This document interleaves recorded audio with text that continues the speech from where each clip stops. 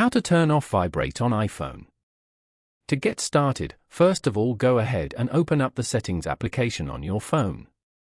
Once you're here, scroll down and tap on Sounds and Haptics. On this page, you can view and manage your phone sound and haptic settings.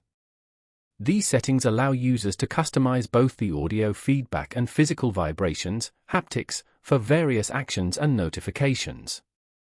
Users can adjust volume, choose different sounds, and manage how haptics behave.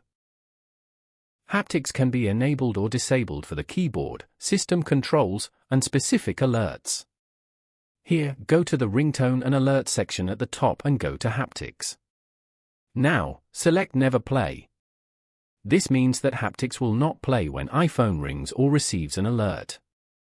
Following these steps, you can easily turn off Vibrate on iPhone. Thank you for watching.